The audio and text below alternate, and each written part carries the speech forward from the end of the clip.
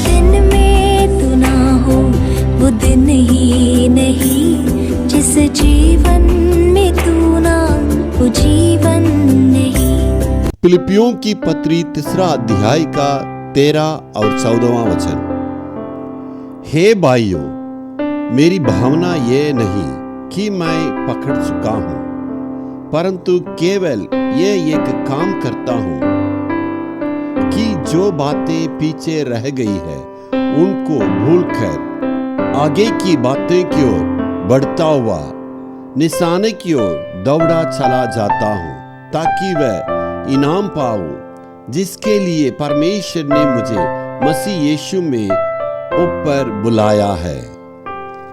पौलुस क्यों इस प्रकार लिखता है? उनका जीवन में पिछली बातों को मतलब उधार पाने के पहले जो पिछली रास्ता है वो सब रुकावट का कारण रहा। खास करके वो स्तिफनुस को मारने के वक्त वो भी राजी था। उस वक्त घात करने के समय उसके कपड़ों को उसके चरणों पर रखे थे। वो पौलुस को मन को बहुत भारी था। जब कभी सोचता था, 1 तीमुथियुस 1 अध्याय 13 वचन में वो कहता है, मैं तो पहले निंदा करने वाला और सताने वाला और अंधेर करने वाला था, क्योंकि मैंने अविश्वास की दशा में बिन समझ बुझे ये काम किए थे। वो अभी अफसोस बता रहा है, मैंने दुख दिया, मैं निंदा करने वाला था, मैं दोष करने वाला था, इसलिए स्तिफनुस को मारने के लिए मैंने राजी हुआ। मसीहों को सताया था। तमस्कुस के रास्ता में जब जा रहे थे तब यीशु से मिले। ऐसे मसीहों को सताने वाले और बंदी में डालने वाले, विशेष करके स्तिफनुस की हत्या के लिए वो कारण रहा। उसको स्मरण करने से ही जो है अपने सचमुच में सोच के उसका मन में इतना भारी हो गया।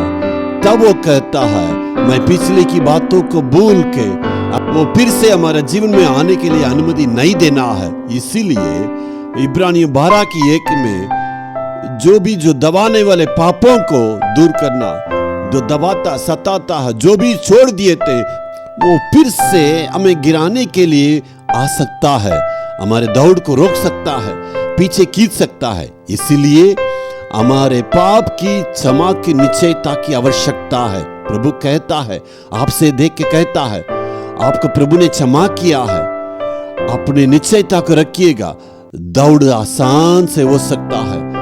कुछ लोगों को देखिएगा, पिछले की सारी जीवन को स्मरण करते रहते हैं, मैं ऐसे था, ऐसे हो गया, मैं पिछले साल मेरा जीवन ऐसे था, आज दयनीय स्थिति है, पिछले दिनों में बहुत भलाई था। उसकी जो सोच विचार हमारे दौड़ को रोक सकता है।